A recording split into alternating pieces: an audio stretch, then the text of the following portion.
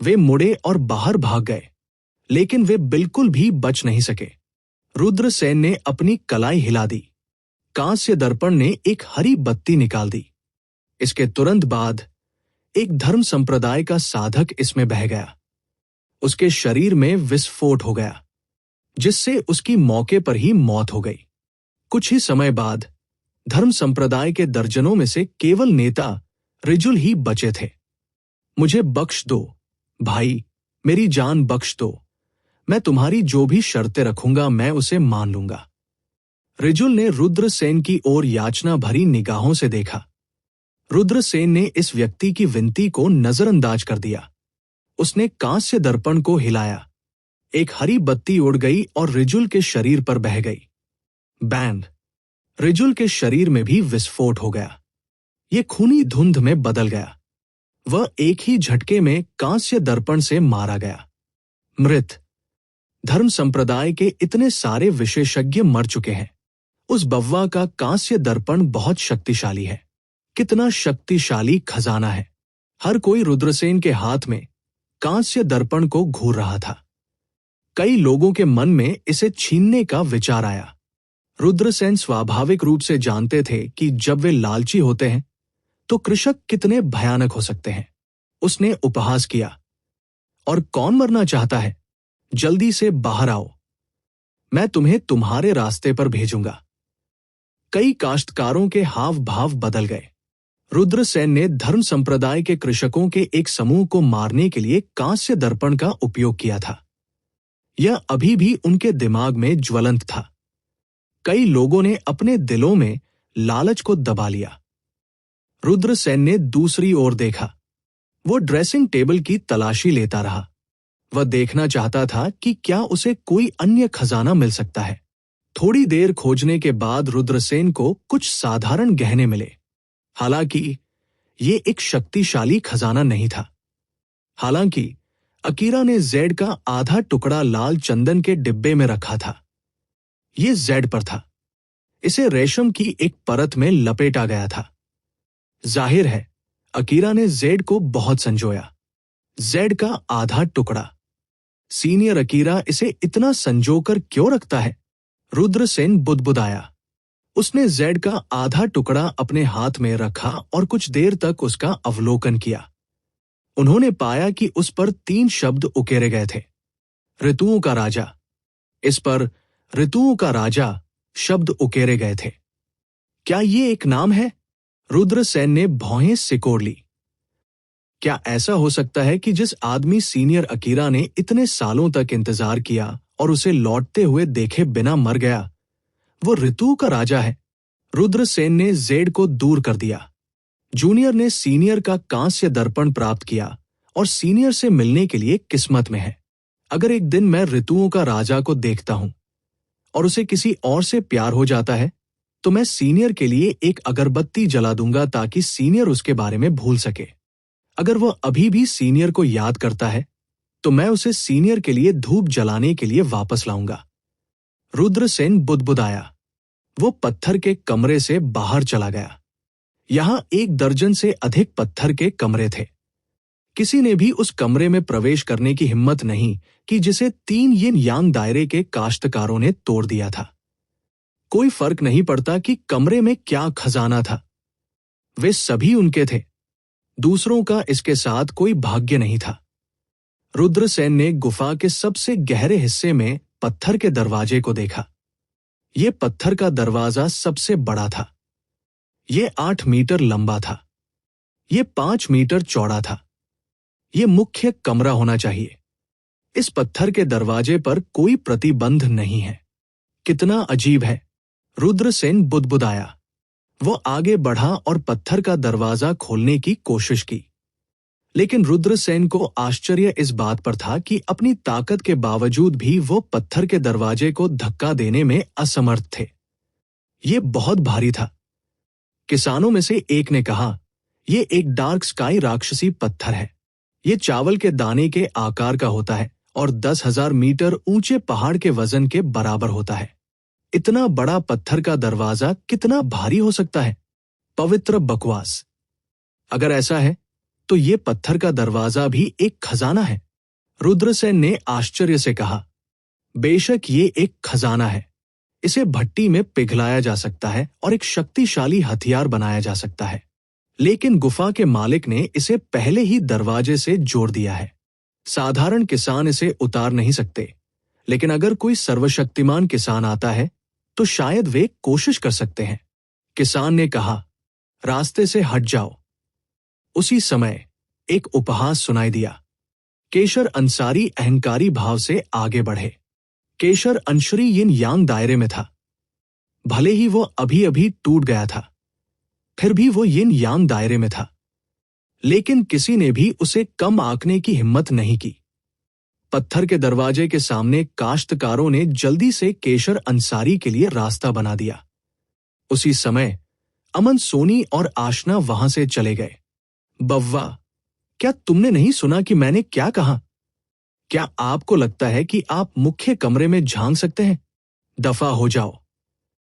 केशर अंसारी ने रुद्रसेन की ओर ठंडे भाव से देखा। उनकी अभिव्यक्ति बेहद अहंकारी थी। रुद्रसेन ने उपहास करते हुए कहा, आप मुख्य कमरे के पत्थर के दरवाजे में झांक सकते हैं, लेकिन मैं नहीं कर सकता। कितना हास्यास्पद! तुम्हारी मुझसे इस तरह बात करने की हिम्मत कैसे हुई? क्या तुम मरना चाहते हो? केशर अंसारी के हाव भाव तुरंत काले पड़ गए। यिन यांग दायरे में प्रवेश करने के बाद किसने उसके प्रति इतना असभ्य होने की हिम्मत की? रुद्रसेन पहले थे। इससे केशर अंसारी को बेहद गुस्सा आ गया। आप इतने घमंडी हो सकते हैं क्योंकि आप यिन यांग दायरे में हैं। रुद्रसेन के हाव भाव उदासीन थे। बव्वा, ऐसा इसलिए है क्योंकि यिन यांग दायरे के किसान श्रेष्ठ हैं और स्वर्ग की ओर देखते हैं। केशर अंसारी ने गर्व से कहा, वाह, आकाश को नीचे देखो। सर्वशक्तिमान भी ऐसी बातें कहने की हिम्मत नहीं करते। मैं वास्तव में नहीं जानता कि जब आप यिन यांग दायरे में प्रवेश करते हैं तो आपको ऐसी बातें कहने का साहस कहां से मिलता है। मुझे तुम्हारे लिए शर्म आती है। रुद्रसेन ने अपने होंठ भींचे। कई लोग पूरी तरह से अवाक रह गए। एक मार्शल किंग कल्टिवेटर वास्तव में यिन यांग क्षेत्र के एक किसान केशर अंसारी के साथ बहस कर रहा था। केशर अंसारी एक दयालु व्यक्ति नहीं थे। क्या इस बव्वा की मृत्यु की इच्छा थी? आशना ने थोड़ा भौहें सिकोड़ ली और रुद्रसेन को सोच समझ कर देखा। जब अमन सोनी ने रुद्रसेन को देखा तो वह स्पष्ट रूप से स्तब्ध रह गए। तभी उसके चेहरे पर एक फीकी मुस्कान आ गई। अमन सोनी उत्तरी उजाड़ शहर के सिटी लॉर्ड का बेटा था। 70% से 80% संभावना थी कि उसने रुद्रसेन को पहले देखा था।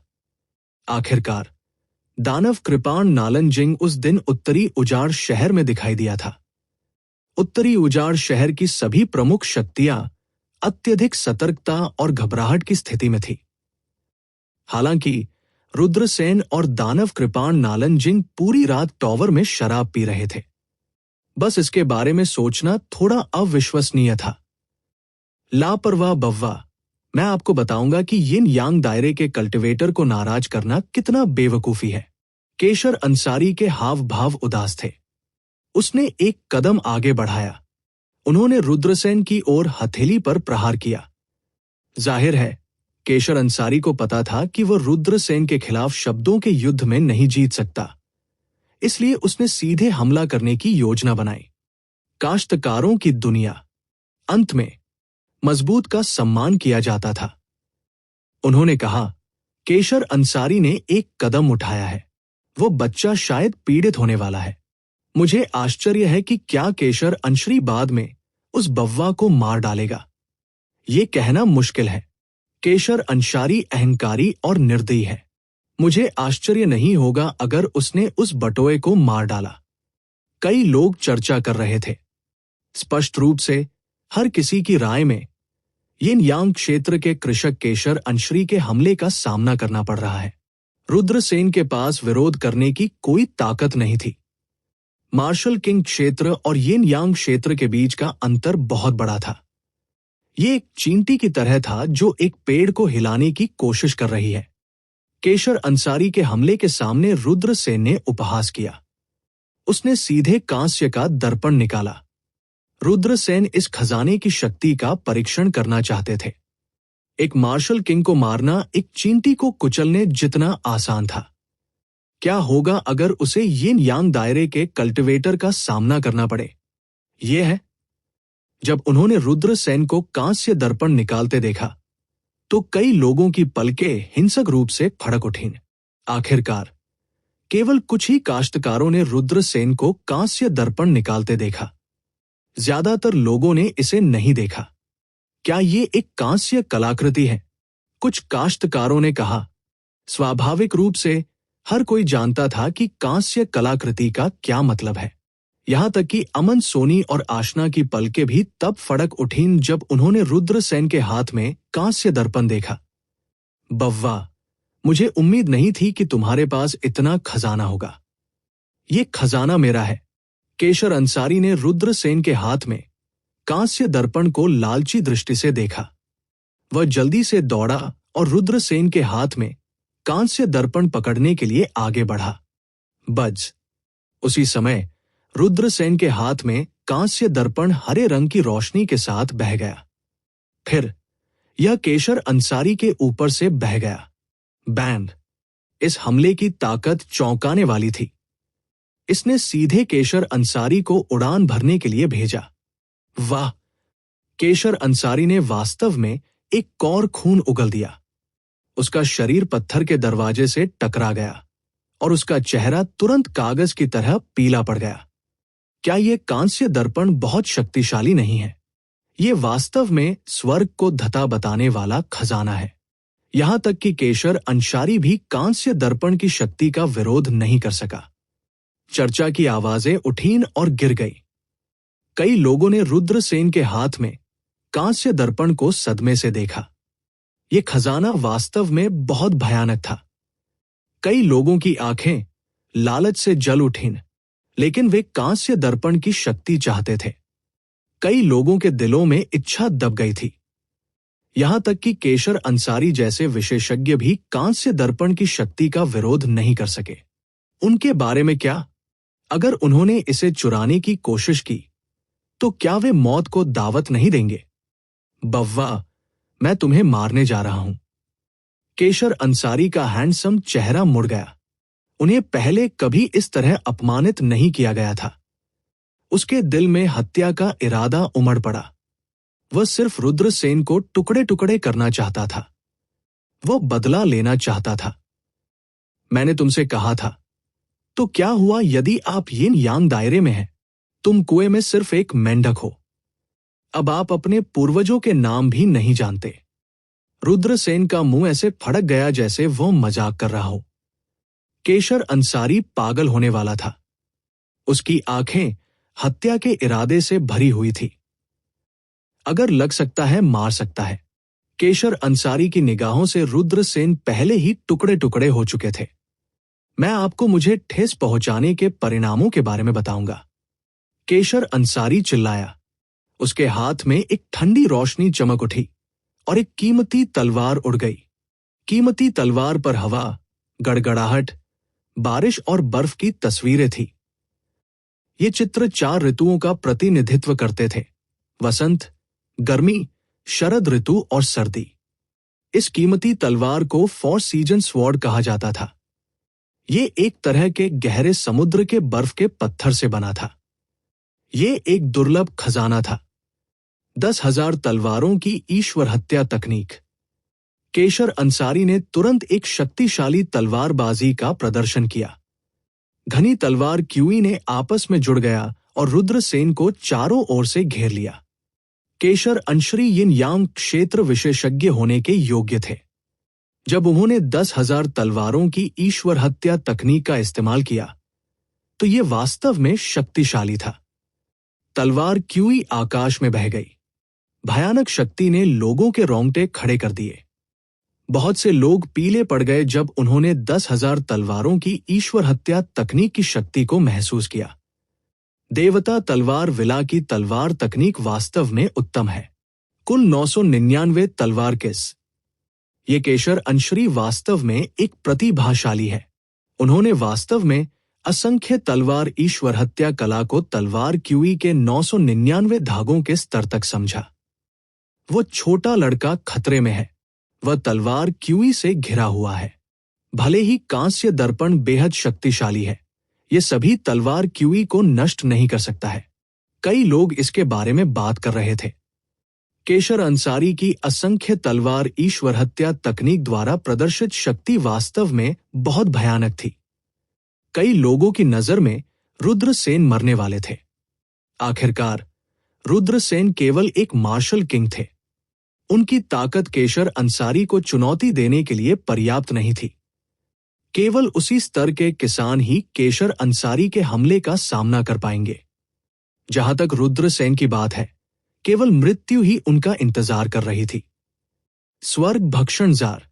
जैसे ही घनी भरी तलवार क्यूई नीचे गिरने वाली थी, रुद्रसेन ने अपना बायां हाथ लहराया। स्वर्ग खाने वाला जार उड़ गया। क्या यह भी एक जादुई खजाना है? ये क्या बकवास है? कई लोगों ने अपनी आंखें मूंद ली। लेकिन उसी समय रुद्रसेन ने स्वर्ग को भस्म करने वाले जार को सक्रिय कर दिया। स्वर्ग भस्म जार की शक्ति बाहर निकल गई। घनी भरी तलवार क्यूई को सीधे खा लिया गया था। फिर कांस्य दर्पण ने हरी रोशनी की एक किरण को गोली मार दी। एक बार फिर केशर अंसारी को उड़ाकर भेजा गया। वाह! केशर अंसारी ने एक कौर खून उगल दिया। उसका चेहरा और भी पीला और बदसूरत हो गया। उस टूटे हुए जार ने वास्तव में केशर अंसारी की तलवार क्यूई को खा लिया। कई लोग चौंक गए। वे सदमे में रुद्रसेन के 2 खजानों को घूरने लगे। छोटे लड़के, अगर आपके पास ये 2 खजाने नहीं होते तो आपको मारना एक चींटी को कुचलने जितना आसान होता। केशर अंसारी दहाड़ने लगा। रुद्रसेन ने केशर अंसारी को ऐसे देखा जैसे वह कोई मूर्ख हो। ये सब कहने का क्या मतलब है? मैं तुमसे लड़ना भी नहीं चाहता। मैं तुम्हें अपने जादुई खजाने से हरा सकता हूं। कई लोगों के मुंह के कोने फड़क गए। इस तरह की लड़ाई बहुत निराशाजनक थी। उन्हें स्पष्ट रूप से ताकत के मामले में फायदा था, लेकिन मजबूत होने का क्या फायदा? काश्तकारों की दुनिया में ऐसे बहुत सारे कारक थे जो जीत का निर्धारण कर सकते थे। उदाहरण के लिए जादू के खजाने, और रुद्रसेन 2 शक्तिशाली जादू के खजानों का उपयोग कर रहे थे। एक हमला कर रहा था, दूसरा अपने प्रतिद्वंद्वी के हमले को खा रहा था। दोनों ने साथ में काम किया। केशर अंसारी को हराना। छोटे लड़के, बहुत खुशमत हो। मेरे पास तुमसे निपटने का एक तरीका है। केशर अंसारी का चेहरा उदास था। बस केशर अंसारी का डेंटिन चमक उठा। Martial spirit. केशर अंसारी अपनी मार्शल स्पिरिट को सक्रिय करने वाले थे। वह अपने तुरुप के पत्ते का उपयोग करने वाला है। मुझे आश्चर्य है कि केशर अंसारी की मार्शल स्पिरिट क्या है। केशर अंशरी यिन यांग दायरे में प्रवेश करने में सक्षम था। उनकी मार्शल स्पिरिट असाधारण होनी चाहिए। कई दर्शकों ने केशर अंसारी की ओर देखा। केशर अंसारी के शरीर से एक अजीब सी ऊर्जा का संचार हुआ। जल्द ही ऊर्जा ने पूरे पत्थर के कमरे को ढक लिया। जब उस ऊर्जा ने रुद्रसेन को घेर लिया तो रुद्रसेन दंग रह गए। रुद्रसेन को अचानक लगा कि उनके और कांस्य दर्पण और स्वर्ग को भक्षण करने वाले जार के बीच का संबंध बहुत कमजोर हो गया है। ये क्या है? रुद्रसेन को बहुत आश्चर्य हुआ। हाँ, छोटे लड़के, ये मेरी मार्शल स्पिरिट है। ये एक अलग मार्शल स्पिरिट है। ये वस्तुओं के बीच संबंध को अलग कर सकता है। अब मैंने आपको 2 जादुई खजानों से अलग करने के लिए अपनी अलग थलग मार्शल स्पिरिट का उपयोग किया है। अब आप उनका उपयोग नहीं कर सकते। केशर अंसारी आत्मसंतुष्टि से हंसे। रुद्रसेन को बहुत आश्चर्य हुआ। उन्होंने कहा, यह मार्शल स्पिरिट वाकई अजीब है। छोटे लड़के, इसे समाप्त करने का समय आ गया है। केशर अंसारी के चेहरे पर हत्या की नीयत से भर गया था। उसने अपनी तलवार पकड़ ली और आगे कूद गया। वह अपने जादुई खजाने का उपयोग नहीं कर सकता। वो छोटा लड़का मरने वाला है ना? कई लोग घबराकर चिल्लाने लगे। दर्शकों की नजर में रुद्रसेन अपने 2 जादुई खजानों पर भरोसा कर रहे थे, लेकिन अब रुद्रसेन अपने जादू के खजाने का उपयोग भी नहीं कर सकते थे। वो निश्चित रूप से मरने वाला था। वो हारने वाला है। वो शायद केशर अंसारी द्वारा मार दिया जाएगा। आशना ने सिर हिलाया। ये जरूरी नहीं कि सच हो। अमन सोनी ने रुद्रसेन को घूर कर देखा। आशना ने आश्चर्य से अमन सोनी की ओर देखा और कहा, भाई मुंह, आप उसके बारे में इतना अच्छा क्यों सोचते हैं? आखिरकार वो केवल एक मार्शल किंग है। वो सबसे मजबूत मार्शल किंग है जिसे मैंने इतने सालों में देखा है। अमन सोनी बड़बड़ाया। उत्तरी बंजर भूमि शहर के शिखर पर लड़ाई का दृश्य उसके दिमाग में दिखाई दिया। अमन सोनी स्वाभाविक रूप से इसे महसूस कर सकती थी। उत्तरी बंजर भूमि शहर की लड़ाई की तुलना में रुद्रसेन और भी मजबूत हो गए थे। क्या वो फिर से टूट गया? अमन सोनी ने अपनी आंखें सिकोड़ ली। उसकी निगाहें तेज थी। आशना को बहुत आश्चर्य हुआ। वो नहीं जानती थी कि अमन सोनी रुद्रसेन के बारे में इतना अच्छा क्यों सोचती थी। उसकी खूबसूरत आंखें रुद्रसेन को घूर रही थी। उसी समय आशना ने देखा, केशर अंसारी के हमले का सामना करते हुए रुद्रसेन ने उन जादुई खजाने को दूर रख दिया जिनका वो कुछ समय के लिए उपयोग नहीं कर सकते थे। उसने अपना बायां हाथ बढ़ाया। उसके बाएं हाथ पर प्रकाश का एक चमकदार ब्लेड संघनित होता है। उसने अपना दाहिना हाथ बढ़ाया। उसके दाहिने हाथ पर एक भयानक तलवार क्यूई एक पल में संघनित हो गई। प्रकाश का ब्लेड, तलवार क्यूई, ब्लेड और तलवार संलयन। रुद्रसेन धीमी आवाज में चिल्लाया, बूम बूम। जैसे ही भयानक आभा फैल गई, सभी ने इसे देखा। प्रकाश का एक विशाल ब्लेड और तलवार क्यूई हवा में एक साथ जुड़ गए। उसने तुरंत केशर अंसारी पर हमला कर दिया। बैंग! दोनों पक्ष जमकर टकरा गए। जैसे बिजली गिरी, केशर अंसारी को उड़ा दिया गया। उसका शरीर तलवार क्यूई और प्रकाश के ब्लेड से फट गया था। खून टपक पड़ा। एक पल में वो खून से लथपथ हो गया। ये बेहद दयनीय था। पूरी गुफा इतनी खामोश हो गई कि किसी को पिन ड्रॉप सुनाई दे रही थी। सभी ने आश्चर्य से रुद्रसेन की ओर देखा। ये कैसे संभव हुआ? ये कैसे संभव हुआ? ये बिल्कुल असंभव था। ये विचार सभी के मन में कौंध गया। ऐसा लग रहा था कि इन विचारों के अलावा वे और कुछ नहीं सोच सकते थे। ऐसा इसलिए था क्योंकि हर कोई गहराई से हिल गया था। मूल रूप से सभी ने सोचा था कि रुद्रसेन केशर अंसारी को दबाने में सक्षम थे क्योंकि उनके पास 2 शक्तिशाली खजाने थे। अब उनका उपयोग नहीं किया जा सकता है। क्या वह दुखी होने वाला था? लेकिन परिणाम क्या हुआ? केशर अंसारी हार गए। केशर अंसारी को भारी बढ़त के साथ हार का सामना करना पड़ा। आशना की आंखें अविश्वास से चौड़ी हो गई। ये आदमी किस तरह का राक्षस है? वो रुद्रसेन को घूरने लगी। फिर आशना ने अमन सोनी की ओर देखा और पूछा, क्या आप उसे जानते हैं? क्या आपने उत्तरी उजाड़ शहर में जो हुआ उसके बारे में कुछ कहा? अमन सोनी फूट फूट कर मुस्कुराई। वो वही है जिसने सारी हंगामे का कारण बना। आशना चौंक गई। उत्तरी उजाड़ शहर के बारे में समाचार अवरुद्ध कर दिया गया था। हालांकि कुछ बड़े गुटों और विशेषज्ञों के पास अभी भी जानकारी के स्रोत थे। आशना यिन यांग विशेषज्ञ थी। यह आश्चर्य की बात नहीं थी कि उसे ऐसी जानकारी मिल सके। अमन सोनी ने सिर हिलाया और कहा, यह सही है। आशना का दिल एक अवर्णनीय सदमे से भर गया। जब उसने उत्तरी उजाड़ शहर में जो कुछ हुआ उसके बारे में सुना, तो उसने परवाह नहीं की। ऐसा इसलिए था क्योंकि देवलोक महाद्वीप प्रतिभाओं के बारे में किंवदंतियों से भरा हुआ था। उदाहरण के लिए, एक निश्चित प्रतिभा ने जाने से पहले 3 दिन और 3 रातों तक गहरे समुद्र की झील में यिन यांग ड्रैगन से लड़ाई की। एक अन्य उदाहरण एक निश्चित प्रतिभा थी जो 15 साल की उम्र में यिन यांग विशेषज्ञ से लड़ सकती थी और हार नहीं सकती थी। ऐसी खबर बहुत सारे थे। हालांकि अगर कोई वास्तव में जांच करता है तो उन्हें पता चल जाएगा। इनमें से अधिकांश किंवदंतियां मनगढ़ंत थी। कई लोगों ने यांग मिंग के लिए ऐसी किंवदंतियां बनाई। मूल रूप से आशना ने सोचा था कि उत्तरी उजाड़ शहर में जो हुआ वह भी एक मनगढ़ंत था, लेकिन अब वो जानती थी कि ये सब सच था। उत्तरी उजाड़ शहर में जो कुछ हुआ उसका गवाह अमन सोनी उसके बगल में था। उत्तरी उजाड़ शहर की घटना के मुख्य पात्र ने केशर अंशरी को हराने के लिए अपनी ताकत का इस्तेमाल किया था, जो यिन यांग क्षेत्र में था, आधी मौत के घाट उतार दिया था। अमन सोनी ने कहा, उन्होंने कहा, हालांकि इस केशर अंसारी की प्रतिभा खराब नहीं है, लेकिन वह अपनी प्रतिभा को बर्बाद कर रहा है।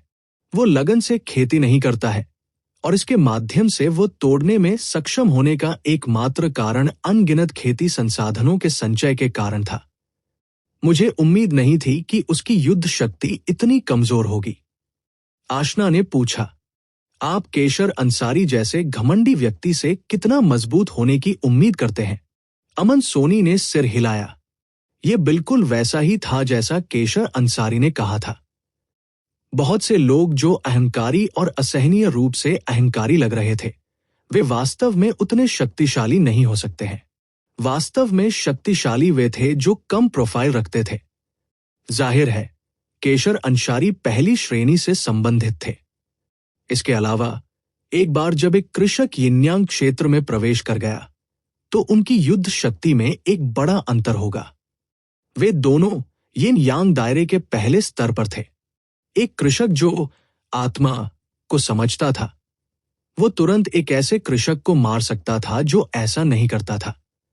एक पहला आकाश यिन यांग क्षेत्र का साधक जिसने आत्मा को समझा था, वह दूसरे आकाश या तीसरे आकाश यिन यांग क्षेत्र के साधक के साथ भी संघर्ष कर सकता था, जिसने आत्मा को नहीं समझा था। जहां तक यिन यांग क्षेत्र के पहले स्वर्ग में काश्तकारों का सवाल है, जिन्होंने फोर्स को समझ लिया था, वे पहले आकाश यिन यांग दायरे के साधक को आसानी से हरा सकते थे, जिसने आत्मा को समझ लिया था। यदि वे एक ही समय में आत्मा और बल को समझते हैं, ये और भी भयानक होगा। इसलिए प्रत्येक क्षेत्र के बीच खेती में एक बड़ा अंतर था।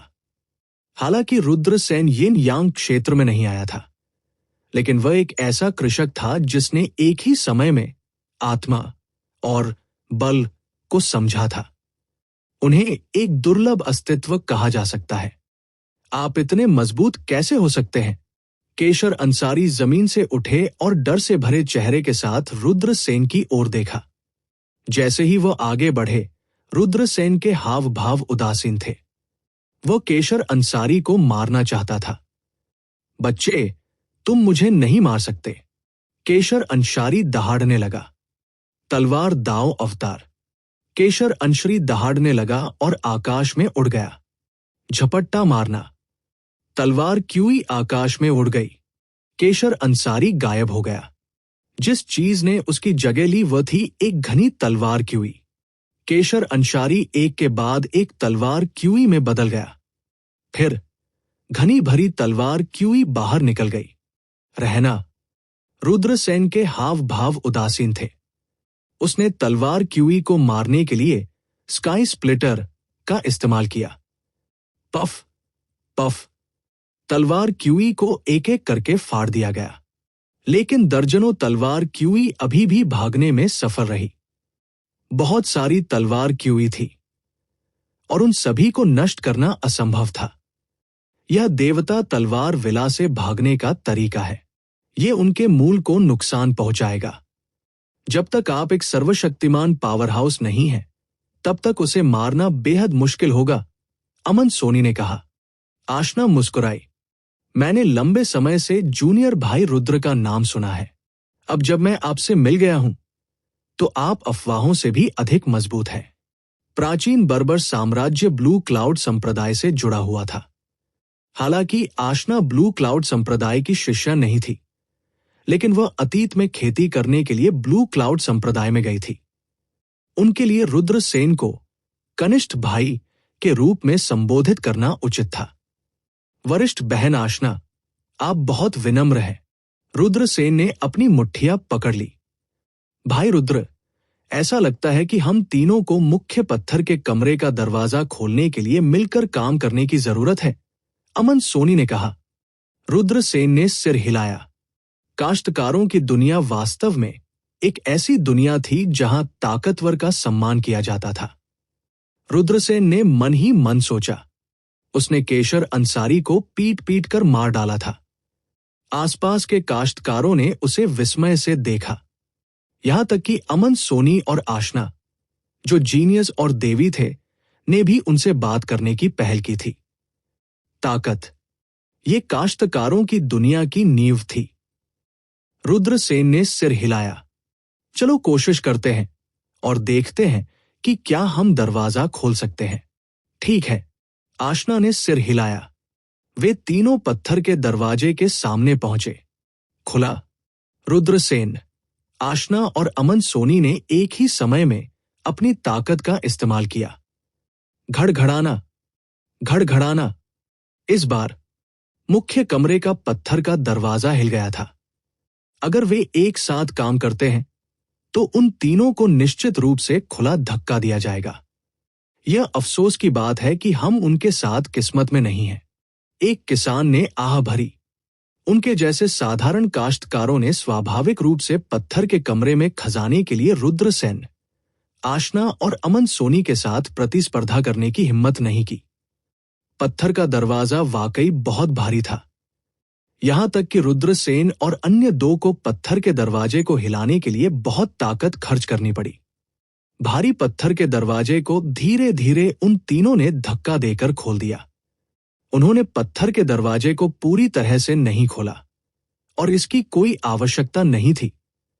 उन्होंने केवल इसे थोड़ा सा खुला दिया। ये प्रवेश करने के लिए पर्याप्त था। रुद्रसेन और अन्य दो एक के बाद एक पत्थर के कमरे में प्रवेश करते गए। पत्थर का कमरा बहुत बड़ा था। अंदर घुसने के बाद वे मौके पर ही दंग रह गए।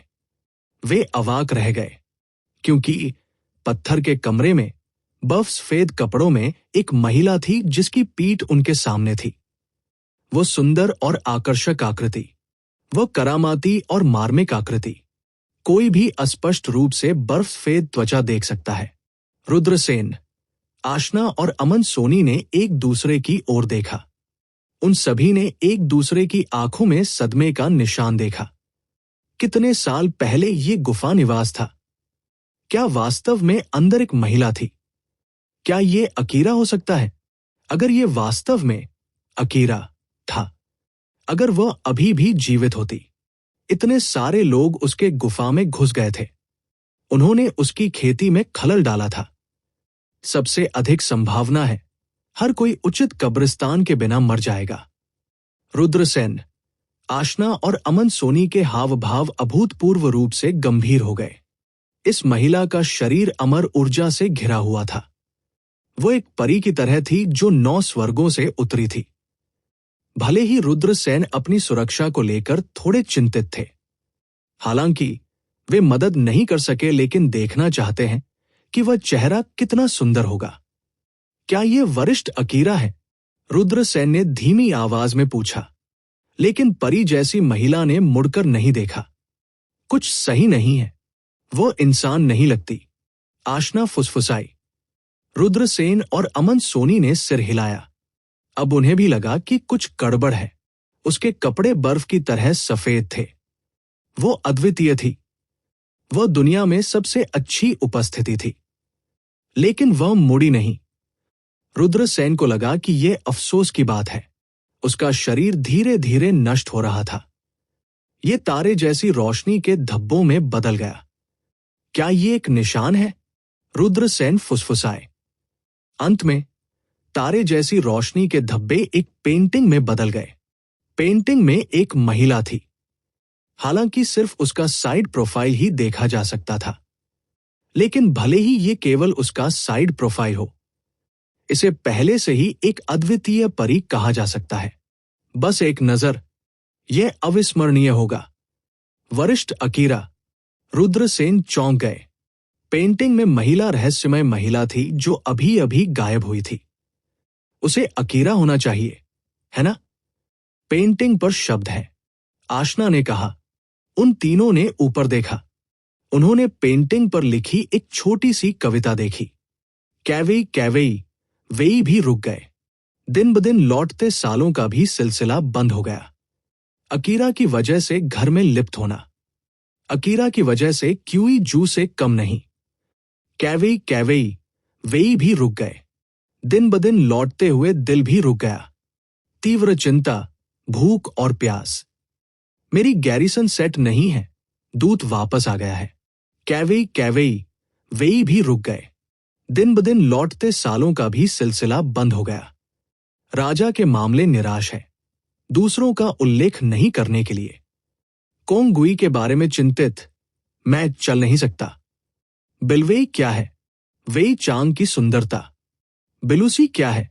एक सज्जन की गाड़ी। एक बार जब सैन्य वाहन गति में था तो 4 घोड़े चलने लगे। वे घर बसाने की हिम्मत कैसे करेंगे? 1 महीने में 3 जीत। दूसरी तरफ ड्राइविंग, 4 म्यू, 4 म्यू। एक सज्जन इस बात पर भरोसा करता है कि एक खलनायक किस चीज के खिलाफ जाता है। 4 खच्चर, मछली के बागे की तरह। क्या ये दिन नहीं है उपदेशों का? हिस। अतीत में मैं विलो में गया था। आज मैं इसके बारे में सोचता हूं। बारिश और बर्फ गिर रही है। जैसा कि रुद्रसेन तिकड़ी ने इस कविता को पढ़ा, वे कुछ हद तक मोहित होने से खुद को नहीं रोक सके। ऐसा लग रहा था जैसे वे जंगल में खड़ी एक अद्वितीय सुंदरता को देख रहे हों, दूर से देख रहे हों। अपने प्रेमी के लौटने का इंतजार कर रहा है। अतीत में मैं गया हूं। विलो के पेड़ धीरे धीरे सरसराहट कर रहे हैं। आज मैं बर्फ और बारिश के बारे में सोच रहा हूं। इस वाक्य ने अपने प्रेमी के लिए उसकी गहरी लालसा को व्यक्त किया। बेब्सी से वरिष्ठ अकीरा। लेकिन उसका प्रेमी कभी वापस नहीं आया। पेंटिंग अचानक आग की लपटों में घिर गई। ये हवा में तैरने लगा। चिलचिलाती लपटें। इसे प्रज्वलित होने दो। ऐसा लग रहा था कि लौ हजारों वर्षों की लालसा को जलाना चाहती है। उन्हें भी जला दिया गया। रंगाई। वे राख में तब्दील हो गए। पत्थर के कमरे में 3 लोग बहुत देर तक बात नहीं करते थे। काफी देर बाद रुद्रसेन ने गहरी सांस ली और कहा, आपके सामने जो कुछ भी है उसे संजो कर रखें। तभी आप अंतहीन पछतावा और दुख को पीछे नहीं छोड़ेंगे। अमन सोनी ने कहा, हाँ।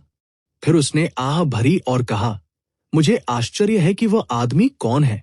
ऐसी अद्वितीय सुंदरता ने जीवन भर उसका इंतजार किया है, लेकिन वह अभी भी वापस नहीं आया है।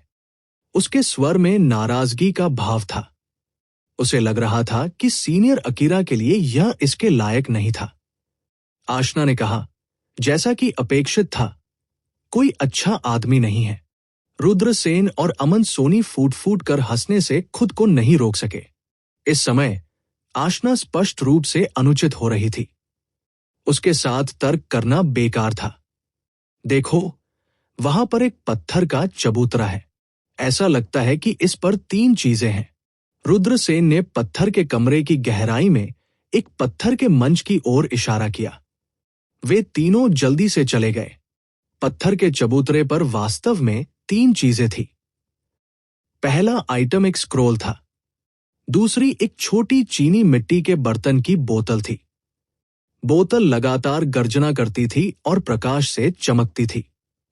ऐसा लग रहा था कि अंदर एक क्रूर जानवर सील हो गया है, लेकिन करीब से निरीक्षण करने पर यह एक क्रूर जानवर नहीं था।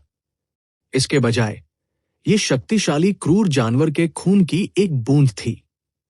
ये एक क्रूर जानवर का खून था जो अनगिनत साल पहले मर गया था। इसकी दिव्य शक्ति अभी तक समाप्त नहीं हुई थी। तीसरी वस्तु धातु का एक हथेली के आकार का टुकड़ा था। यह धातु एक तारे जैसी छाप के साथ अंकित थी।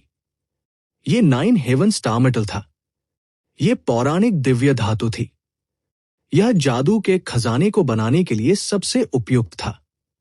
मैं एक जादुई खजाना बनाने वाला हूं और मुझे कीमती सामग्री की आवश्यकता है। ये 9 हेवन स्टार मेटल मेरे लिए कैसे है? आशना ने कहा। रुद्रसेन और अमन सोनी ने सिर हिलाया। आशना खुश हुई और उसने 9 हेवन स्टार मेटल को दूर रख दिया। भाई रुद्र, क्या आप इसे लेने की योजना बना रहे हैं? एक स्क्रोल या एक क्रूर जानवर का खून? अमन सोनी ने पूछा। उसकी आंखें पुस्तक पर टिकी हुई थी। स्पष्ट रूप से अमन सोनी वास्तव में स्क्रॉल चाहते थे। इस स्क्रॉल में कुछ शक्तिशाली गुप्त तकनीक हो सकती है।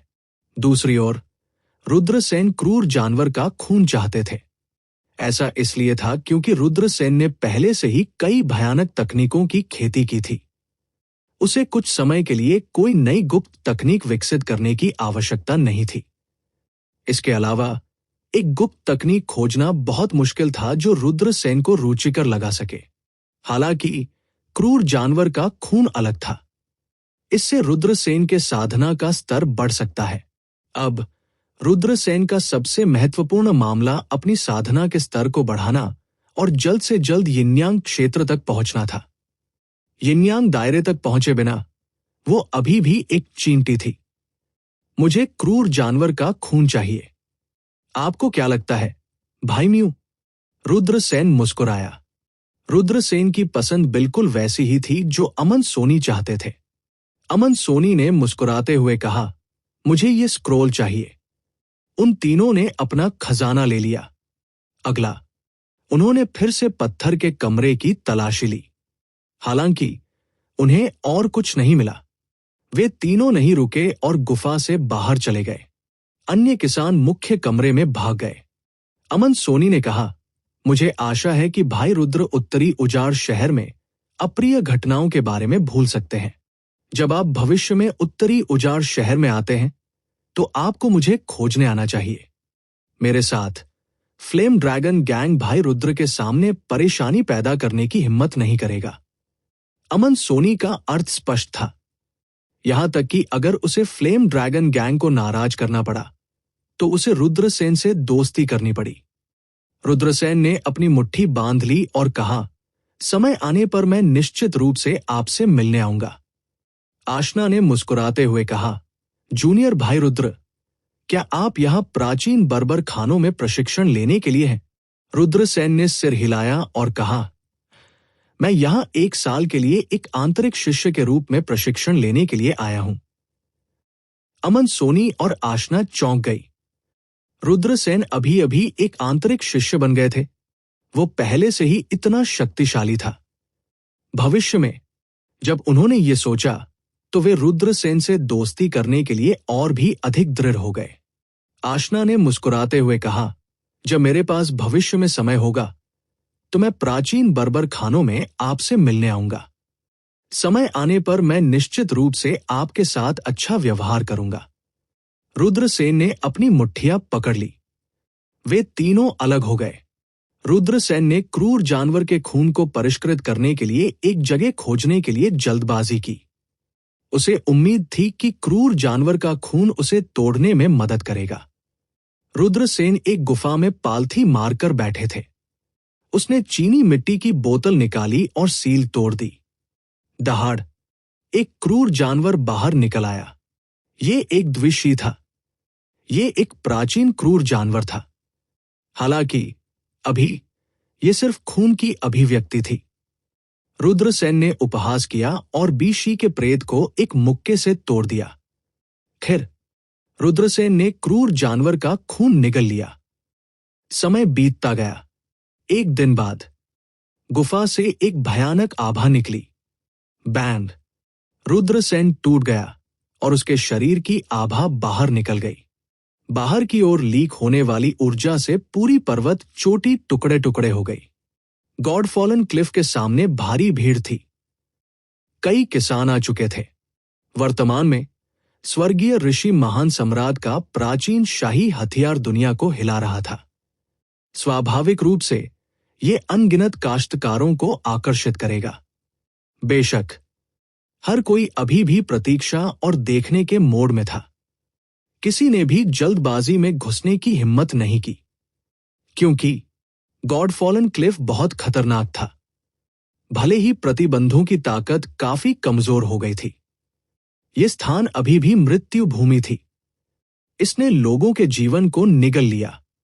अगर कोई जल्दबाजी में घुसा, केवल मृत्यु ही उनका इंतजार करेगी। बड़े गुटों के कई पावर हाउस आ गए थे।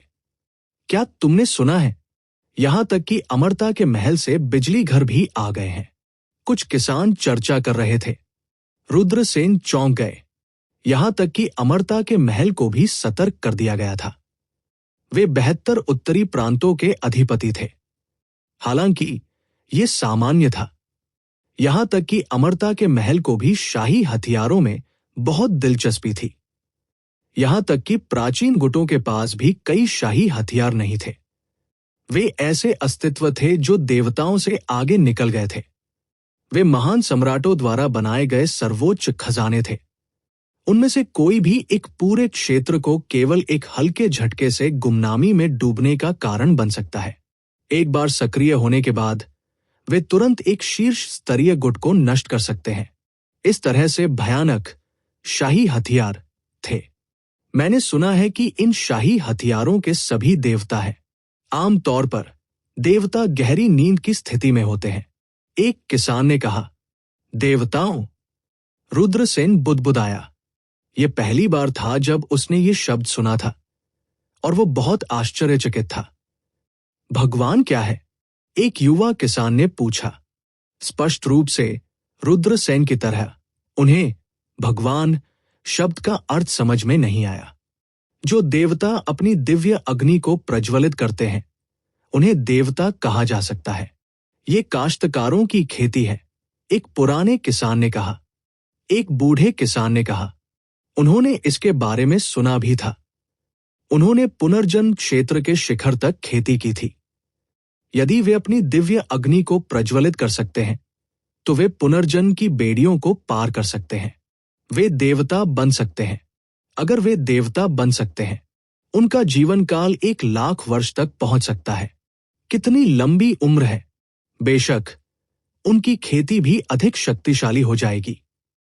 बूढ़े कृषक ने जारी रखा, किसान लगातार अपनी खेती बढ़ा सकते हैं और इसलिए उनका खजाना भी बढ़ सकता है। एक युवा किसान ने कहा, यह हमारे जन के खजाने की तरह है। जैसे जैसे उनके स्वामी की खेती बढ़ेगी, वे मजबूत होते जाएंगे।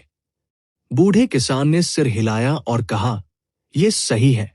एक पल के लिए रुकने के बाद बूढ़े कृषक ने जारी रखा, जब एक कृषक रहस्यवादी क्षेत्र में पहुंचता है और एक दिव्य लौ प्रज्वलित करता है, तो उन्हें देवताओं के रूप में जाना जाता है।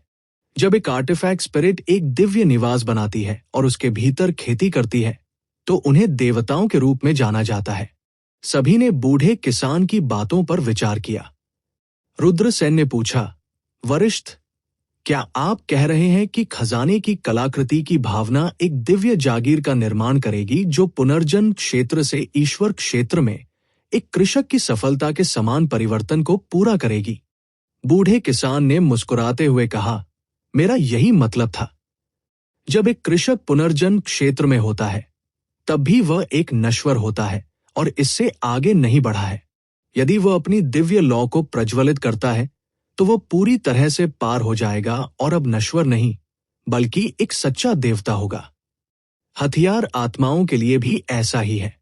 यदि वे एक दिव्य महल बना सकते हैं, तो वे देवता बन सकते हैं। वे खुद को मजबूत करने के लिए सभी जीवित प्राणियों की इच्छा शक्ति को भी अवशोषित कर सकते हैं। परिवर्तन के बाद एक देवता को पूर्ण चेतना होगी। भले ही उसके मालिक की मृत्यु हो जाए, वह साधना जारी रख सकता है। यदि कोई किसी देवता को जगा सकता है, तो वह महान साम्राज्यवादी हथियार एक महान सम्राट की शक्ति के 30% के साथ फट जाएगा। रुद्रसेन ने कहा। हिस। ठंडी सांसें चूसने वाले लोगों की आवाज सुनी जा सकती थी। कई लोगों की आंखें चौड़ी हो गई। एक किसान ने पूछा, वरिष्ठ, क्या आप ये सुनी सुनाई बातों से कह रहे हैं? ये सिर्फ एक हथियार है। एक महान सम्राट की 30% ताकत के साथ यह कैसे विस्फोट कर सकता है? यह पूरी तरह से बकवास है। एक महान सम्राट की ताकत के 30% के साथ विस्फोट। क्या इसका मतलब यह नहीं था कि यह आसानी से एक भगवान को मार सकता है? वो विशेष परिवार जिसमें केवल 4 या 5 सदस्य हों। यह निश्चित रूप से कोई ऐसा व्यक्ति नहीं था जिसे वह उकसा सके। वह उस दृश्य को कभी नहीं भूलेंगे जो उन्होंने तब देखा था। वह अनगिनत साल पहले की बात है, अमर क्षेत्र के एक बड़े शॉट के रूप में। जब वह अमर क्षेत्र में गश्त कर रहा था, उसने इसे अपनी आंखों से देखा। अमर क्षेत्र को तोड़ दिया गया था। यह बिल्कुल अविश्वसनीय था। वो अमर क्षेत्र था। कोई अमर क्षेत्र को कैसे तोड़ सकता है? उस समय वो कितना गुस्से में था। उसने आगे बढ़ाया। वो उस आदमी की जान चाहता था, लेकिन उसे एक थप्पड़ के साथ उड़ते हुए भेज दिया गया। उस आदमी के शब्द, भले ही अनगिनत साल बीत चुके हों, वो इसे भूल नहीं सका। क्या ये अमर क्षेत्र है? क्या यह अफवाह नहीं है कि अमर क्षेत्र विशेषज्ञों से भरा है? ये आदमी इतना कमजोर क्यों है? फिर अमर क्षेत्र को तोड़ने वाला आदमी चला गया। वो अमर क्षेत्र के 81 क्षेत्र प्रभुओं में से एक थे। फिर भी उन्हें नजरअंदाज कर दिया गया। वो शिकायत, वो पागल होने वाला था। लेकिन उसने एक शब्द भी कहने की हिम्मत नहीं की, क्योंकि वो आदमी वास्तव में बहुत मजबूत था। इतना मजबूत, अकल्पनीय सीमा तक। राक्षसी ओर्ब में अस्तित्व ने अतीत के बारे में सोचा। उस अस्तित्व के बारे में सोचकर जिसने अमर क्षेत्र को तोड़ दिया। अब भी उसने अभी भी अपने दिल की धड़कन महसूस की। वो प्राचीन काल के युद्ध में दिखाई नहीं दिए। यदि वो प्रकट हुए तो प्राचीन युद्ध का परिणाम क्या होगा? अफवाह यह है कि उसकी जाति उसके बाद विलुप्त हो गई। अब ऐसा लगता है कि अफवाह बिल्कुल भी विश्वसनीय नहीं है। इसके बारे में सोचकर वो आदमी बहुत भयानक है। वो कैसे मर सकता है? मुझे डर है कि वो अनंत जीवन के करीब है, या हो सकता है कि वो पहले ही अनंत जीवन तक पहुंच चुका हो। राक्षसी ओर्ब में अस्तित्व के माध्यम से सभी प्रकार के विचार कौंधते थे। उन्होंने पौराणिक अनंत जीवन क्षेत्र के बारे में सोचा। ये सभी अस्तित्वों से ऊपर था। एक अलौकिक अनंत जीवन क्षेत्र था। यहां तक कि एक सम्राट क्षेत्र विशेषज्ञ भी मर जाएगा, लेकिन एक अनंत जीवन क्षेत्र विशेषज्ञ नहीं मरेगा। अगर वास्तव में कोई अनंत जीवन क्षेत्र विशेषज्ञ था, वह व्यक्ति इस स्तर पर एक अस्तित्व की सबसे अधिक संभावना थी। तुम बात क्यों नहीं कर रहे हो? क्या आप गूंगे हैं? रुद्रसेन फिर बुदबुदाया। राक्षसी ओर्ब में अस्तित्व बहुत क्रोधित था। इस बच्चे ने वास्तव में उससे इस तरह के स्वर में बात करने की हिम्मत की। क्या वो अब और जीना नहीं चाहता था? लेकिन जब उन्होंने रुद्रसेन के पीछे की भयानक दौड़ के बारे में सोचा जो स्वर्ग को काम सकता था, राक्षसी ओर्ब में अस्तित्व केवल उसके क्रोध को निगल सकता था। बेशक वो उसे असली कारण नहीं बताएगा। इसके बजाय उसने उदासीनता से उत्तर दिया, मुझे तुम पर दया आती है। आपके लिए अमर दिव्य रक्त की 10 बूंदों को संघनित करना आसान नहीं था, इसलिए मैं आपको इस बार जाने दूंगा। क्या आपको लगता है कि मैं 3 साल का बच्चा हूं? रुद्रसेन ने अपनी आंखें घुमाई। रुद्रसेन को नहीं पता था कि राक्षसी गोला ने अमर दिव्य रक्त की अपनी 10 बूंदों को निगलना क्यों छोड़ दिया। लेकिन रुद्रसेन ने राक्षसी ओर्ब द्वारा दिए गए कारण पर विश्वास नहीं किया। क्या राक्षसी ओर्ब उसे जाने देने के लिए पर्याप्त दयालु होगा? वो बकवास था। राक्षसी ओर्ब में अस्तित्व निश्चित रूप से एक दयालु व्यक्ति नहीं था। लंबे समय के बाद नहीं। संदीप नागर अपनी साधना से जाग गए। संदीप नागर का चेहरा खुशी से भर गया। ओह, मैं 2 लोकों से टूट गया। रुद्रसेन हैरान थे। संदीप नागर ने सिर हिलाया। नीदरलैंड डेमन शार्क की स्रोत ऊर्जा वास्तव में अद्भुत है। लेकिन क्या आप अपनी साधना को दबा रहे हैं? क्या आपको तब तक इंतजार करना होगा जब तक आप परमेश्वर के खंडहरों तक नहीं पहुंच जाते? संदीप नागर ने पूछा। रुद्रसेन मुस्कुराया। चूंकि मैं तोड़ने जा रहा हूं, इसलिए मैं अपनी खेती को सीमा तक बढ़ाने का एक तरीका सोचूंगा। संदीप नागर मुस्कुराए। एक बार जब आप यिन यांग क्षेत्र में प्रवेश कर लेते हैं, तो आप अपनी संचित ताकत से उच्च स्तरीय यिन यांग दायरे के काश्तकारों को कुचलने में सक्षम होंगे। रुद्रसेन और संदीप नागर ने कुछ देर बातचीत की, कुछ खाना खाया और अपनी ताकत हासिल कर ली। थोड़े देर आराम के बाद वे समुद्र की गहराई की ओर उड़ते रहे। वे पहले कल्टीवेटर सभा क्षेत्र की ओर जा रहे थे। लगभग 20 मीटर लंबा एक जहाज समुद्र पर नौकायन कर रहा था। इस आकार के जहाज को केवल एक छोटा जहाज कहा जा सकता है। यह जहाज वास्तव में पास के एक द्वीप से मछली पकड़ने वाली नाव थी। विशाल महासागर में अनगिनत द्वीप थे। कई द्वीपों में निवासी थे। अधिकांश निवासियों ने मछली पकड़कर अपना जीवन यापन किया। बेशक, जो लोग मछली पकड़ने के लिए समुद्र में जा सकते थे, उनके पास ज्यादातर एक निश्चित स्तर की खेती थी। ऐसा इसलिए था क्योंकि समुद्र संसाधनों से समृद्ध था। इस प्रकार वे एक अच्छी फसल प्राप्त करने में सक्षम थे। यह सिर्फ उनकी जरूरतों को पूरा करने के लिए पर्याप्त नहीं था, वे इसे खेती के संसाधनों के लिए भी बदल सकते थे। बेशक, फिर भी ये मछुआरे समुद्र में जाते समय भी बहुत सावधान थे। सबसे पहले क्योंकि समुद्री डाकू बड़े पैमाने पर थे। दूसरा, क्योंकि समुद्र में क्रूर जानवर बड़े पैमाने पर थे। चाहे उनका सामना समुद्री डाकुओं या क्रूर जानवरों से हुआ हो, दोनों बेहद खतरनाक थे। मछली पकड़ने वाली इस नाव पर 20 से अधिक लोग सवार थे। 16 या 17 साल के आसपास के 5 युवक एक लंबे और मजबूत अधेड़ उम्र के आदमी को घेर रहे थे। युवाओं में से एक ने पूछा, अंकल तिशान, क्या वास्तव में समुद्र की गहराई में अमर है? बेशक, 20 साल पहले एक गहरे समुद्र का अमर द्वीप भी हमारे द्वीप के पास से गुजरा था। उस समय उन्होंने हमारे द्वीप पर एक परीक्षण किया और अंकल तिशान को उनके द्वारा लगभग छीन लिया गया था। लंबे और मजबूत अधेड़ उम्र के आदमी ने कहा। वो याद कर रहा था और याद कर रहा था। उनका द्वीप बहुत छोटा था, जिसमें 1000 से भी कम लोग थे। वे कमजोर भी थे। इस प्रकार वे उत्कृष्ट जूनियर्स का पोषण करने में असमर्थ थे। उनके पास इन जूनियर्स को विभिन्न गुटों के परीक्षणों में भाग लेने के लिए कल्टीवेटर सभा क्षेत्रों में भेजने की क्षमता भी नहीं थी। इतना छोटा सा द्वीप पूर्वी सागर में वे आकाश के तारों के समान थे। उनमें से अनगिनत थे। क्या वो अमर अब भी हमारे द्वीप पर आएगा? युवकों ने उम्मीद से पूछा। तुशांत ने आह भरते हुए कहा, यदि आप खेती करने के लिए एक अमर द्वीप में शामिल होना चाहते हैं, तो आपको बेहद प्रतिभाशाली होने की आवश्यकता है। फिर आपको एक अमर द्वीप खोजने के लिए समुद्र की गहराई में जाना होगा।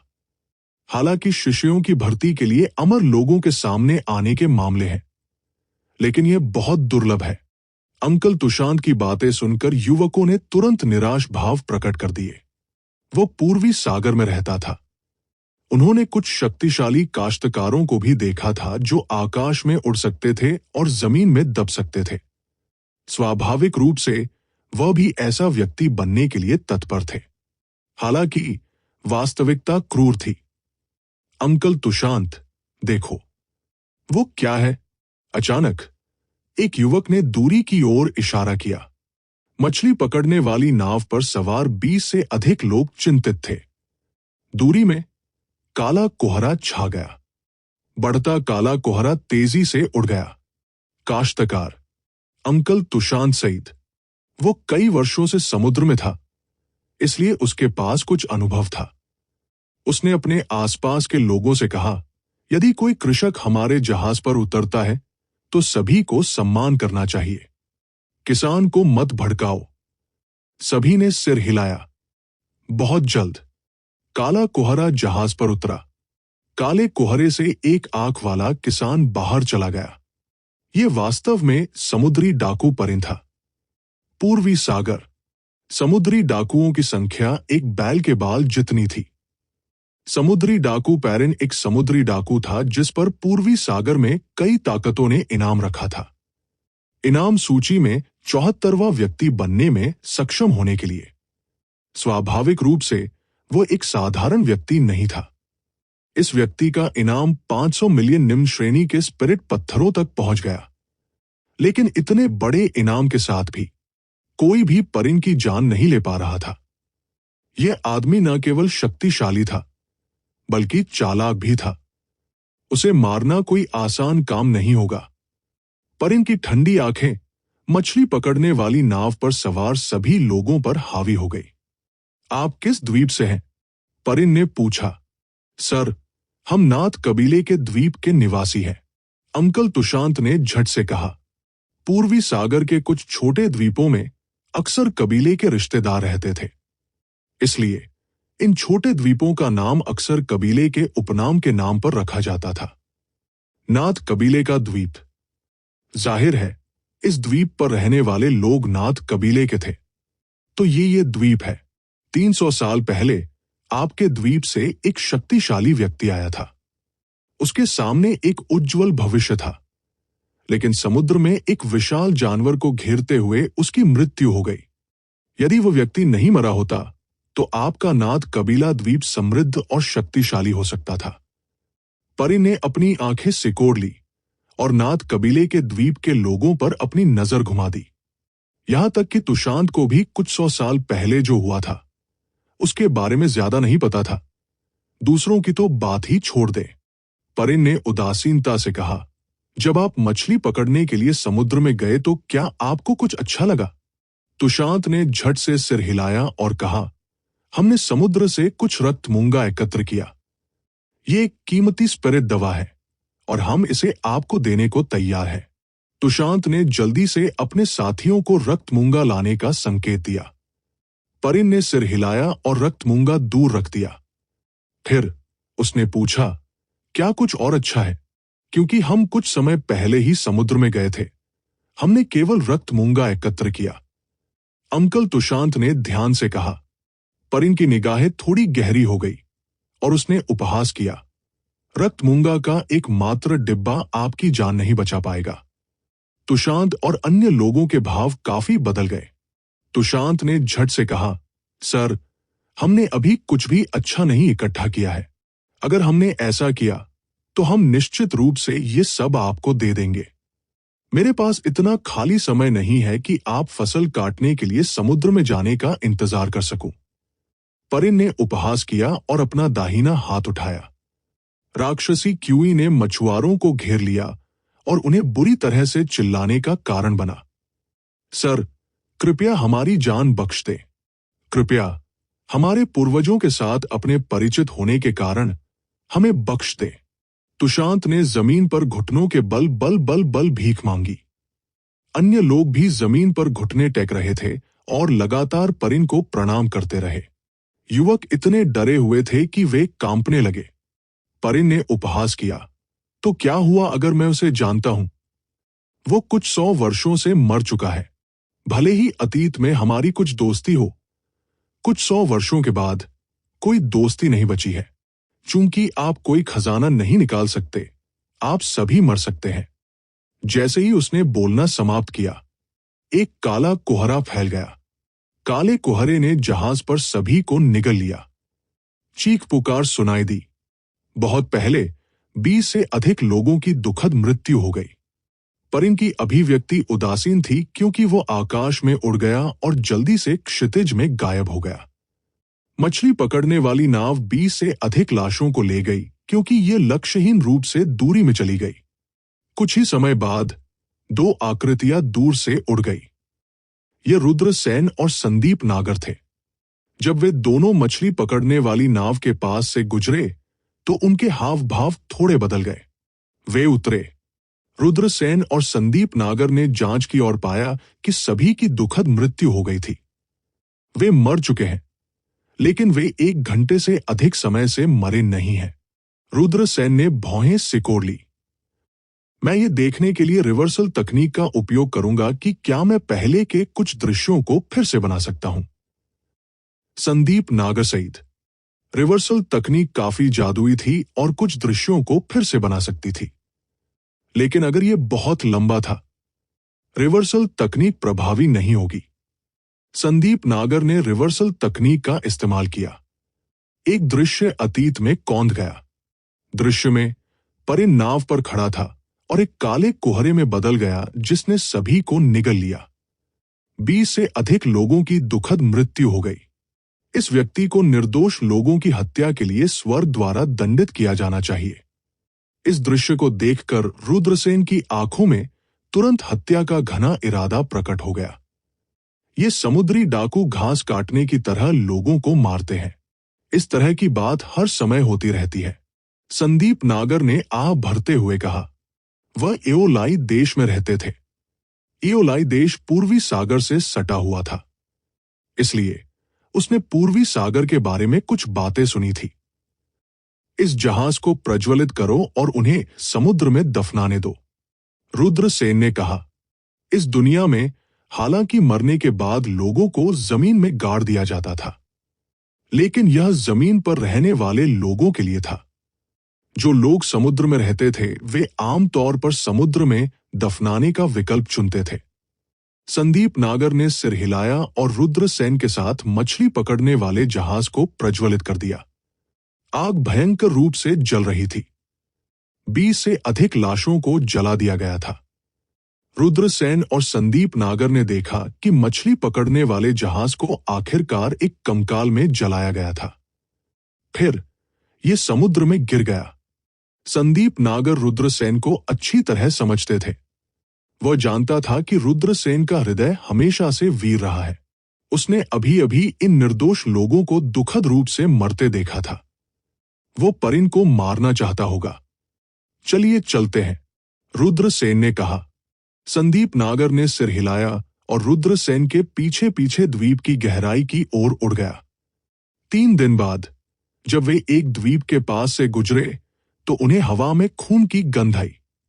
जल्दी करो, चलो चलते हैं और देखते हैं कि क्या हो रहा है। रुद्रसेन की अभिव्यक्ति थोड़ी डूब गई और वो मदद नहीं कर सका, लेकिन जोर से कह सका। वह और संदीप नागर जल्दी से द्वीप पर पहुंचे। जब वे द्वीप पर पहुंचे तो उन्होंने पाया कि वहां पहले से ही खून की नदी थी। इस द्वीप पर फसल खराब नहीं है, जोर से ठहाका सुनाई दी। द्वीप के गहरे एक गांव में एक किसान गुफा में से एक से बाहर चला गया। वो गुफा स्पष्ट रूप से द्वीप के निवासियों द्वारा बनाया गया एक गोदाम था। द्वीप पर सभी कीमती चीजें वहां रखी जाएंगी। परिन, ये फिर से वो व्यक्ति है। उस व्यक्ति को बेतहाशा हंसते हुए देखकर रुद्रसेन के हाव भाव अचानक डूब गए। यह आदमी इनाम सूची में 74वें स्थान पर समुद्री डाकू है। वो वास्तव में शातिर है और बिना पलक झपकाए लोगों को मार देता है। अब हमें क्या करना चाहिए? संदीप नागर ने पूछा। स्वाभाविक रूप से हमें इस व्यक्ति को मारना होगा। हम न केवल लोगों के लिए बुराई से छुटकारा पा सकेंगे, बल्कि हम 500 मिलियन का इनाम भी प्राप्त कर सकेंगे। रुद्रसेन के हाव भाव उदासीन थे। उन्होंने संदीप नगर की ओर देखा और कहा, इस व्यक्ति की खेती शायद बहुत भयानक है और इससे निपटना अधिक कठिन हो सकता है। मैं पहले बाहर जाऊंगा और उससे निपटूंगा। आप छिप जाते हैं और किसी भी समय मेरा समर्थन करने के लिए तैयार रहते हैं और उसे एक घातक झटका देते हैं। ठीक है, संदीप नागर ने सिर हिलाया। यह पहली बार नहीं था जब उन्होंने और रुद्रसेन ने एक साथ काम किया था। यह कहा जा सकता है कि उनके बीच एक मौन समझ थी। रुद्रसेन नहीं रुके और सीधे परिन की ओर उड़ गए। बव्वा, ये तुम हो। जब परिन ने रुद्रसेन की अचानक उपस्थिति देखी तो उसके चेहरे पर तुरंत हत्या का घना इरादा उभर आया। रुद्रसेन ने नीदरलैंड दानव शार्क का स्रोत छीन लिया। इस मामले ने परिन को नफरत से अपने दांत पीसने पर मजबूर कर दिया। सपने में भी परिन रुद्रसेन से फिर से मिलना चाहता था। फिर वो रुद्रसेन को 1000 टुकड़ों में काट देगा, अपने दिल में नफरत को बाहर निकालने के लिए। हालांकि इतने दिनों के बाद रुद्रसेन की ओर से कोई खबर नहीं आई। हालांकि परिन को इसकी उम्मीद नहीं थी। आज यहां उनका रुद्रसेन से मुलाकात होगा। रुद्रसेन ने उपहास किया, परिन, मैं आज तुम्हारी जान ले लूंगा। बव्वा, तुम वास्तव में मेरे सामने घमंड करने की हिम्मत करते हो। परिन ने उपहास किया। मैं शेख ही बढ़ा रहा हूं या नहीं, हमारे लड़ने के बाद आपको पता चल जाएगा। जैसे ही उन्होंने अपनी बात समाप्त की, रुद्रसेन परिन की ओर दौड़ पड़े। आकाश विभाजन, तलवार का इरादा स्वर्ग को भेदना। बिना रुके उसने सीधे अपनी तलवार और कृपाण को मिला दिया और परिन की ओर बढ़ गया। पारिन को इनाम सूची में 74वें स्थान पर रखा गया था। यह व्यक्ति निश्चित रूप से एक अत्यंत अत्याचारी अस्तित्व था। लापरवाह। परिन का चेहरा तिरस्कार से भरा था। उसने केवल अपनी मुट्ठी को झाड़ू मारते हुए देखा। एक रक्तलाल ऊर्जा वाला जानवर टूट पड़ा। बैंग। रक्तलाल ऊर्जा वाला जानवर रुद्रसेन की तलवार और कृपाण प्रकाश से टकरा गया। भयानक ऊर्जा उतार चढ़ाव की लहरें बाहर निकली। रक्तलाल ऊर्जा वाले जानवर ने तुरंत रुद्रसेन के हमले को तोड़ दिया। यिन यांग चरण 4। रुद्रसेन ने थोड़ा भौहें चढ़ा दी। बव्वा, तुम सही हो। क्या मेरी ताकत तुम्हें मारने के लिए पर्याप्त है? परिन भयावह रूप से हंसा। बैंड। रुद्रसेन ने परिन के शक्तिशाली हमले को भंग करने के लिए स्काई टायरेंट लाइटनिंग आर्ट का उपयोग किया। इस समय परिन पहले से ही रुद्रसेन की ओर दौड़ रहा था। उसका चेहरा एक भयावह मुस्कान से भरा था। उनकी अभिव्यक्ति उदासीन और ठंडी थी क्योंकि उन्होंने रुद्रसेन को देखा और कहा, बव्वा, क्या आपको लगता है कि मैं 500 मिलियन के इनाम वाला व्यक्ति हूं? आज मैं आपको बताऊंगा कि मैं कितना शक्तिशाली हूं। जैसे ही उन्होंने बोलना समाप्त किया, परिन ने सीधे रुद्रसेन के सीने पर पंजा मार दिया। असीम काला कोहरा बाहर निकल गया और काले कोहरे के भीतर एक घुप काला पंजा संघनित हो गया। मृत्यु भगवान का पंजा। वो पंजा जल्दी से स्वाइप हो गया। रुद्रसेन ने तुरंत महसूस किया कि ये मृत्यु भगवान का पंजा एक आभा उत्सर्जित कर रहा है जो किसी के दिल को धड़क रहा है। ऐसा लग रहा था मानो मृत्यु देवता उतर आए हों। परिन की खेती वास्तव में शक्तिशाली थी। यहां तक कि रुद्रसेन को भी यिन यांग परत के चौथे आकाश के एक किसान से निपटने में परेशानी होगी। हालांकि इसका मतलब यह नहीं था कि रुद्रसेन उनके साथ व्यवहार नहीं कर सकते थे। बूम। रुद्रसेन के डेंटियन से एक चौंकाने वाला उतार चढ़ाव निकला था। 5 भस्म करने वाली मार्शल आत्माएं तुरंत एक में विलीन हो गई। कारावास चुंबकीय क्षेत्र ने रुद्रसेन को 10 मीटर के दायरे में ढक दिया। 5 मार्शल आत्माओं के अंतिम रूप के तहत एक में विलय हो रहा है।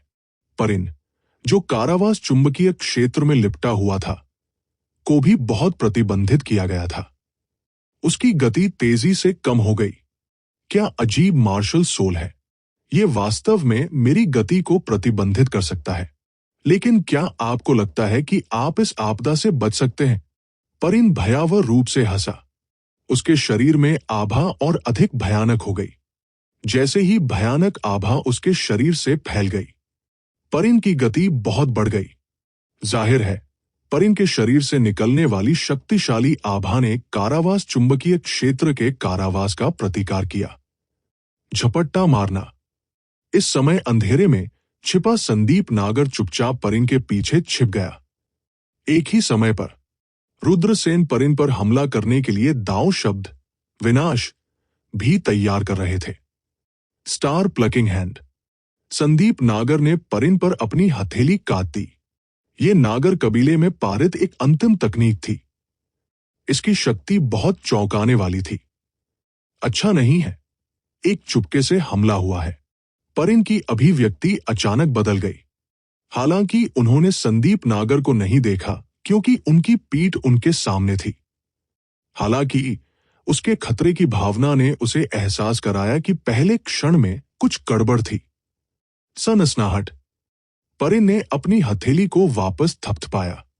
एक जोरदार धमाके की आवाज सुनाई दी क्योंकि वह और संदीप नागर टकरा गए। फिर परिन के शरीर ने जल्दी से पीछे हटने के लिए टक्कर के बल का इस्तेमाल किया। परिन रुद्रसेन और संदीप नागर की घेराबंदी से बचने के लिए इसका इस्तेमाल करना चाहता था। यदि उसका प्रतिद्वंद्वी कोई और होता तो परिन सफल हो सकता था, लेकिन उनके प्रतिद्वंदी रुद्रसेन थे। जब परिन जल्दी से पीछे हट गया तो रुद्रसेन पहले ही आगे बढ़ चुका था। ग्राउंड सिकुड़ना, झपट्टा मारना, प्रकाश की एक चमक के साथ रुद्रसेन पहले से ही परिन के सामने था। दाव शब्द, विनाश। उसने हमला किया। आप। परिन का चेहरा तुरंत पीला पड़ गया। उन्हें उम्मीद नहीं थी कि रुद्रसेन की गति इतनी तेज होगी। यह इतना तेज था कि उसके पास पलटवार करने के लिए पर्याप्त समय नहीं था। परिन ने नदी के पार लोहे की जंजीरों का इस्तेमाल किया। उसकी बाहें उसके शरीर के सामने अवरुद्ध थी। उन्हें रुद्रसेन के आक्रमण को रोकने की उम्मीद थी, लेकिन रुद्रसेन का दाव शब्द, एनिहिलेशन, बहुत शक्तिशाली था। इसने परिन के शरीर पर जमकर बमबारी की। बैंग! परिन का शरीर टुकड़े टुकड़े हो गया। आह, बव्वा, तुमने वास्तव में मेरे शरीर को नष्ट कर दिया। मैं तुम्हें जाने नहीं दूंगा। एक शातिर शाप सुनाई दिया। काले कोहरे का एक बादल आकाश में उड़ गया और दूर तक दौड़ गया। काले कोहरे से शाप आए। Ghost cultivator.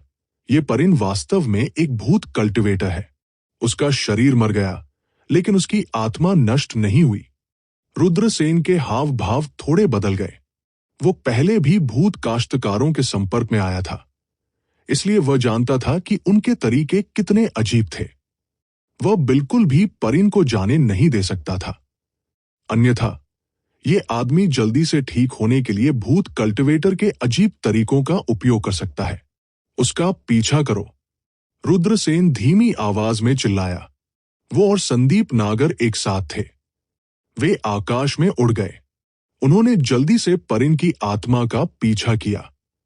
ये एक घुप काला समुद्र था। इसने एक उदास और ठंडी आभा उत्सर्जित की। परिन की आत्मा यहां भाग गई थी।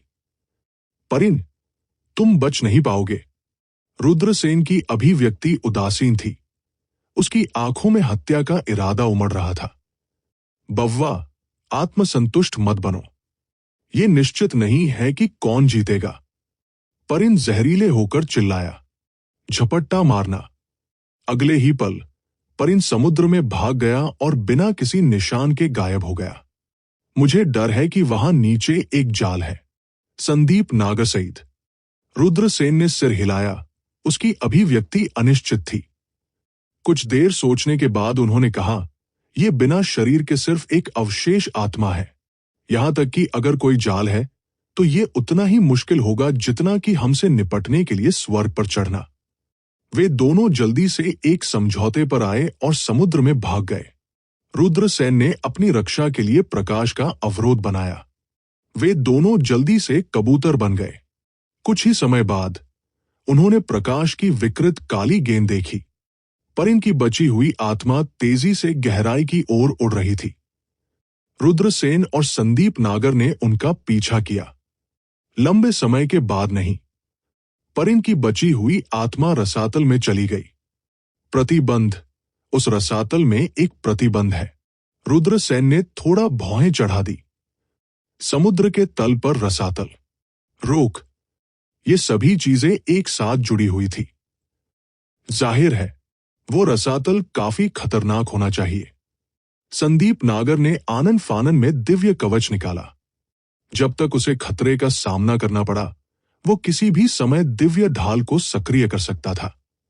इस खजाने की रक्षा के साथ रुद्रसेन और परिन को भी बहुत अधिक सहज महसूस हुआ। वे रसातल में प्रवेश कर गए, सभी तरह से। फिर उन्हें रसातल के सबसे गहरे हिस्से में एक जीर्ण शीर्ण महल मिला। परिन पहले ही महल के सामने पहुंच गया था और चिल्लाया, भाई ईविल फ्लड ड्रैगन, इस छोटे भाई ने आपके लिए 2 मानव काश्तकारों को आकर्षित किया है। ये 2 बच्चे, उनकी रक्तरेखा शक्ति विशेष रूप से शक्तिशाली है। वे दोनों स्वादिष्ट भोजन हैं। भाई ईविल फ्लड ड्रैगन, उन्हें खा जाओ। तुम्हारी खेती निश्चित रूप से बहुत बढ़ जाएगी। जैसे ही परिन की आवाज गिरी, भूत क्यूई जीर्ण शीर्ण महल में आकाश में उड़ गया। घातक यिन क्यूई ने तुरंत पूरे रसातल को भर दिया। क्या शक्तिशाली भूत क्यूई है? अंदर भूत और बुरी चीजें हैं। रुद्रसेन के हाव भाव अचानक बदल गए। मुझे पता है, ये एक दुष्ट एबिसल विर्म की आत्मा से बनी एक बुरी आत्मा होनी चाहिए। मैंने इसके बारे में बहुत समय पहले सुना है।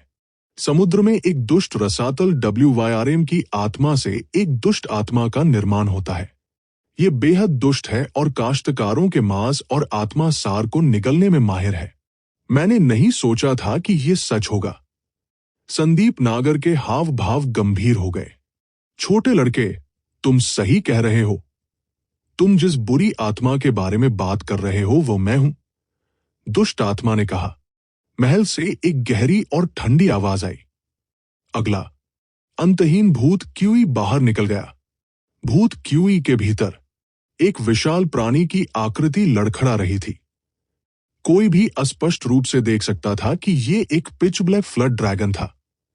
यह रुद्रसेन का पहली बार था जब उन्होंने ब्लैक फ्लड ड्रैगन को देखा था। केवल सबसे दुष्ट flood dragon, evil flood dragon और पॉइजन फ्लड ड्रैगन काले रंग के थे।